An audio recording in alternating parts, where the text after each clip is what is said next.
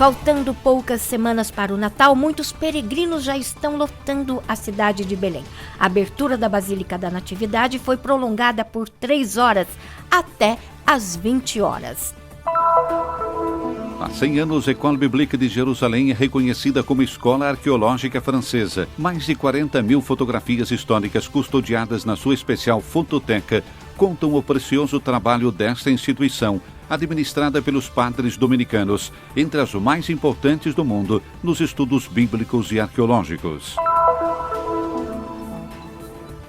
Casa Maria Pia é um novo nome dado para a sede de Belém da Confraria da Misericórdia. Uma placa recorda Maria Pia, fundadora. Falecida em fevereiro último, ela dedicou sua vida aos mais necessitados. Na cidade velha de Jerusalém, a pequena comunidade de irmãs franciscanas filhas de Santa Isabel celebrou junto com o custódio da Terra Santa, Frei Francesco Paton, a festa de Santa Isabel de Hungria. São Jorge é o nome da rua na cidade de Hamlet, que une a sede da Orthodox Society com a escola e a igreja ortodoxa. Para a comunidade local, um sinal importante que torna reconhecível a presença cristã na cidade.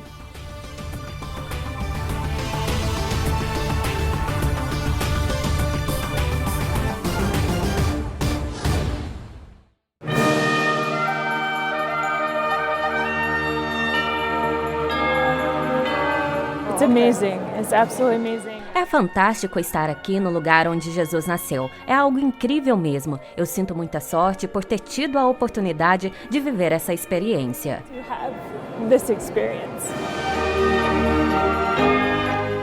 As primeiras luzes e as lindas decorações nas ruas de Belém anunciam que o Natal está chegando. Nesses dias, inúmeros peregrinos provenientes de todo o mundo estão lotando o lugar onde nasceu o Salvador. Isso levou as autoridades religiosas da Igreja da Natividade, depois de um encontro com o Comitê Presidencial para as Relações Eclesiásticas na Palestina e o Ministério do Turismo Palestino, a prolongarem por 3 horas o horário de abertura da Basílica, para permitir a todos os peregrinos de visitar a Gruta da Natividade até às 20 horas.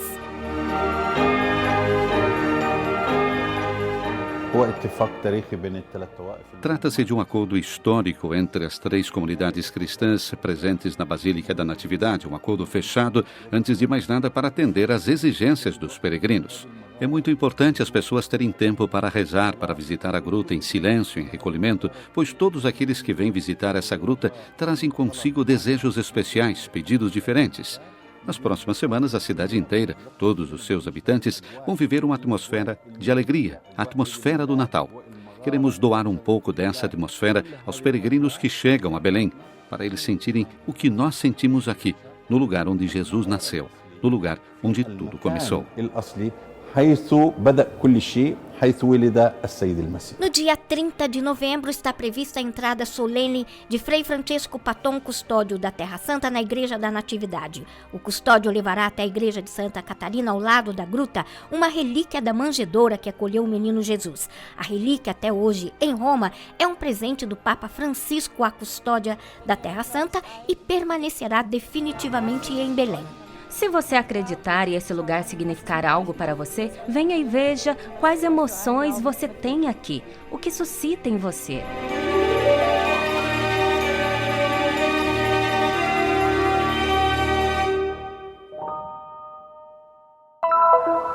Pouquíssimos edifícios ao redor e muita natureza onde existem quarteirões abarrotados. São as primeiras imagens da École Biblique de Jerusalém, rodeada por um panorama que hoje não existe mais, na parte norte da Cidade Velha. Aqui no final de 800, os padres dominicanos franceses deram vida a um dos centros mais importantes dedicados ao estudo da Bíblia e da arqueologia da Terra Santa, reconhecido oficialmente como Escola Arqueológica Francesa 100 anos atrás. A memória de mais de um século de atividades está custodiada numa especial fototeca. École Biblique as a school, as a research institute. École Biblique, como escola e instituto de pesquisa, foi fundada em 1890 por Padre Lagrange. Essa propriedade tinha sido comprada 8 anos antes por outros dominicanos. Portanto, apenas depois de 8 anos de presença em Jerusalém, eles resolveram que a nova propriedade seria dedicada aos estudos da Bíblia e da Terra Santa, ligando assim, entre eles, a Terra e os documentos. Of the Bible and the Holy Land, connecting both together the land and the documents. Essa é a inteira coleção dos negativos fotográficos em vidro da École Biblique. São 40.000 fotografias tiradas ou recolhidas por motivos de estudo, conservadas desde o início com precisão absoluta e nos últimos anos completamente digitalizadas. Consultando o rico arquivo, não é difícil encontrar alguns documentos realmente muito preciosos. You see the building of Newgate. Pode-se ver aqui a construção de Newgate. Essa é uma fotografia única mesmo. Somos os únicos que a possuem. A municipalidade turca resolveu criar uma nova porta para a cidade velha de Jerusalém, que depois assumiu precisamente o nome de Porta Nova, para a qual foi preciso derrubar um trecho dos muros. O passo sucessivo foi o completamento da porta, como pode-se ver aqui. To have the Newgate complete. Fomos ainda os primeiros, em 1908, que fizeram um cruzeiro de estudo com alunos e professores no Mar Morto. Ou ainda, somos famosos pelas pesquisas arqueológicas realizadas em Qumran, nos pergaminhos do Mar Morto. At Qumran, the Dead Sea Scrolls. Quem explica o que representa hoje a École Biblique, ainda muito ligada ao Estado francês, são os palestrantes de uma conferência organizada para celebrar o importante aniversário. Um interesse conjunto entre interesses religiosos, nacionais, inclusive patrióticos. Hoje a École Biblique segue sendo uma realidade muito moderna, progressista, necessária, não apenas para a França. Cette présence ancienne, savante. Essa presença acadêmica tolerante é mais importante hoje do que no passado, seja para a comunidade científica, seja para os países da área, porque a arqueologia nessa região tão inquieta é ameaçada precisamente no momento em que estão sendo realizadas descobertas muito significativas e porque os estudos bíblicos são muito importantes para comunidades em conflito que precisariam reivindicar o mesmo texto. Que devrait se réclamer du même texte. Foi muito importante para a então Escola Bíblica o fato de ser reconhecida em 1920 como Escola Arqueológica Francesa de Jerusalém, pois era um momento em que a situação política na área estava mudando. O Império Otomano tinha colapsado, por isso outras nações puderam realizar pesquisas arqueológicas. Em um século conseguimos muitos resultados na arqueologia e nos estudos bíblicos. Agora queremos continuar nossa missão, formando do melhor modo possível professores e estudiosos.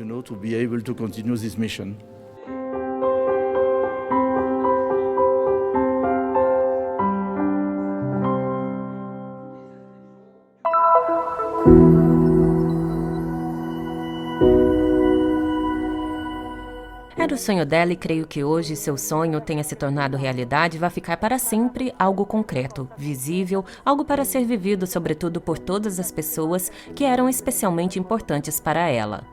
Ela deixou uma marca graças a seu grande compromisso na caridade, uma memória, a sua, a ser mantida viva.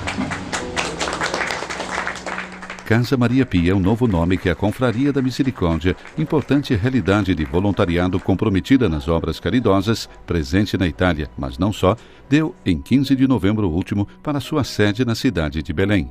Uma placa recorda Maria Pia Bertolucci, co-irmã da Misericórdia e conselheira da Confederação Nacional das Misericórdias da Itália, falecida em fevereiro passado. Uma escolha que se propõe a ser um sinal de agradecimento e gratidão pelo seu precioso e duro trabalho. Maria Pia Bertolucci dedicou de fato sua vida aos mais necessitados e mostrou solidariedade para com os cristãos da Terra Santa. Comprometeu-se muito em prol da criação da Misericórdia de Belém em 2013.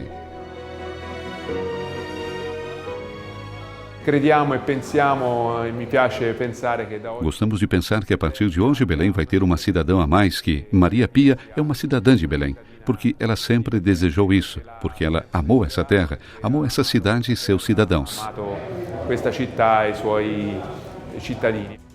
A cerimônia de intitulação se realizou na presença do administrador apostólico do Patriarcado Latino de Jerusalém, Dom Pierbattista Pizzaballa, do cônsul-geral da Itália em Jerusalém, Fábio Sokolovic, e de uma delegação vinda da Itália e guiada pelo presidente da Confederação Nacional das Misericórdias da Itália, Roberto Trucchi. Também marcaram presença os assistentes espirituais na Itália, em Belém, Monsenhor Franco Agostinelli e Padre Iari Tual, muitos representantes das instituições locais e religiosas, além da família de Maria Pia Bertolucci.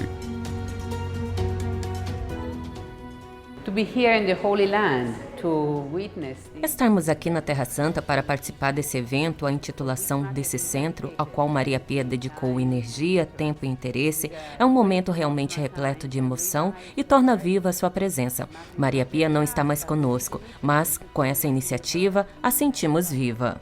E naturalmente Exatamente um ano atrás, ela esteve aqui em Belém, onde deixou não apenas seu coração, mas também essa iniciativa, que acho importante também para a cidade.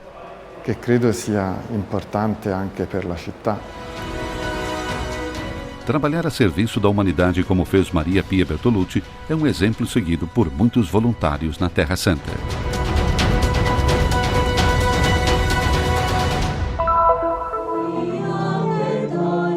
Santa Isabel da Hungria foi prometida em casamento com apenas 4 anos de idade, casada aos 14 com o Duque Luís IV e mãe de 3 filhos. Ficou viúva aos 20 com a morte de seu marido durante a guerra e com 21 anos entrou para a Ordem Terceira de São Francisco. Viveu uma vida de extrema doação aos pobres e com seu dote construiu abrigo para as crianças órfãs e hospitais para os mais pobres e abandonados. E aos 24 anos morreu em novembro de 1231.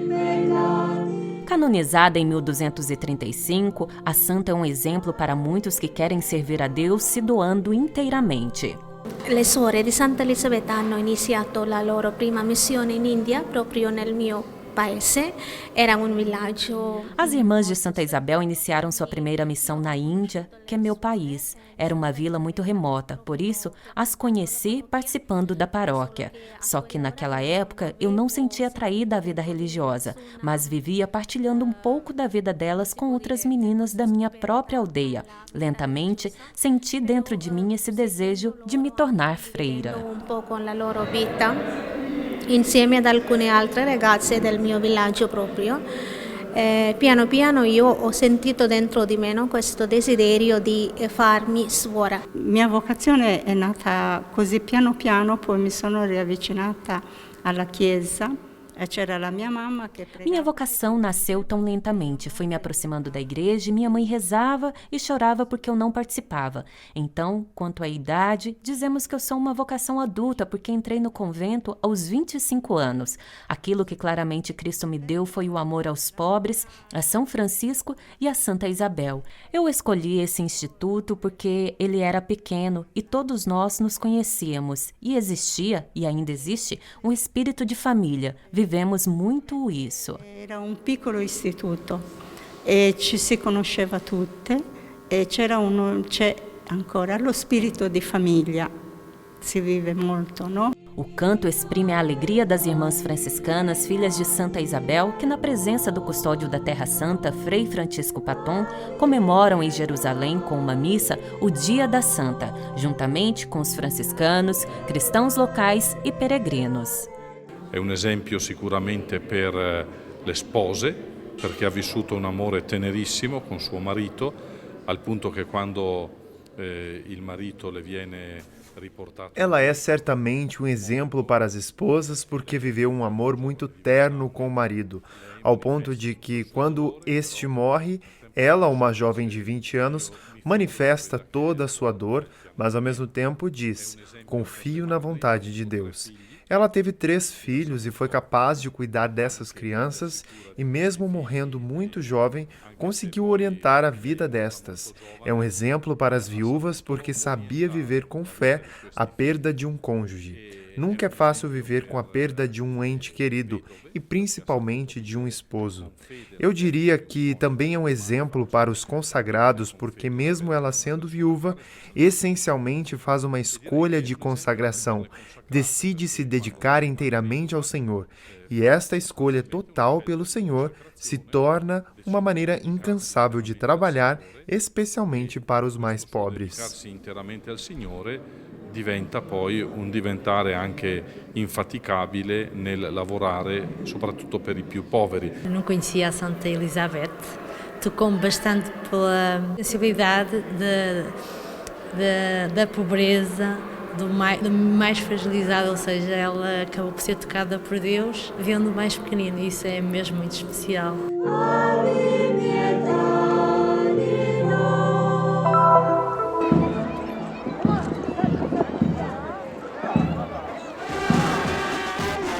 Em 17 de novembro, uma atmosfera de alegria e de orgulho caracterizou em Hamelin a celebração de intitulação a São Jorge, padroeiro da Igreja Ortodoxa, da estrada que corre ao lado da sede da Orthodox Society e do Orthodox College. É um orgulho para nós como árabes, como cristãos e como cidadãos. Infelizmente, nos últimos anos, não coube a possibilidade de darmos às estradas nomes ligados à nossa tradição, apesar de Hamelin ser uma cidade árabe. Originariamente, de fato, a cidade foi construída pelos árabes. Hoje é uma cidade mista, onde os árabes representam 25% da população. Portanto, para nós, a intitulação de uma estrada a São Jorge é um sinal da nossa presença na cidade.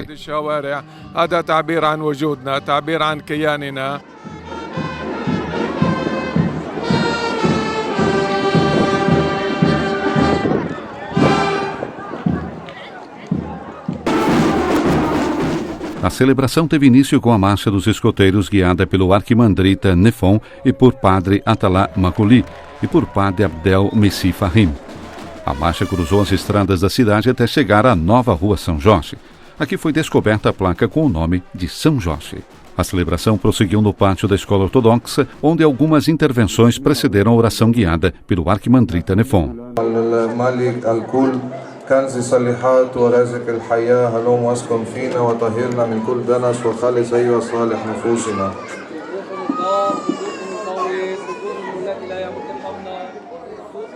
No seu discurso, o prefeito declarou que não hesitou nem sequer um momento para dar atuação a esse projeto, louvando as atividades da Greek Orthodox Society e destacando sua vontade de fortalecer o tecido social da cidade. Quem completou o projeto foi o advogado Moussa Sabah, vereador de Hamelin. Ele afirma que quem não tem passado, não tem presente e não vai ter futuro. Como vereador de Hamelin, achei apropriado chamar com o nome do padroeiro da Igreja Ortodoxa, São Jorge, a estrada ao lado da Escola Ortodoxa e da sede da Orthodox Society. É um sinal de apreciação e de gratidão por uma realidade que nasceu em 1924 e que trabalhou para a comunidade em todos os níveis, religioso, educacional e cultural. Essa iniciativa coincide com a festa de São Jorge, que a Igreja Ortodoxa presente em Lod está celebrando, o que tornou ainda maior alegria por esse evento. A intitulação da Rua São Jorge em Hamelin, especialmente aqui na Terra Santa, é muito importante, pois significa o reconhecimento da figura desse santo e do impacto que ele tem no mundo inteiro. Um mundo de liberdade religiosa, de paz e de amor. Pedimos a Deus para podermos continuar o percurso de intitulação das estradas, de modo que a presença cristã na nossa terra fique reconhecível. Desse modo, frisamos para todos que estivemos presentes na Terra Santa no passado, estamos presentes agora e vamos ficar inclusive no futuro.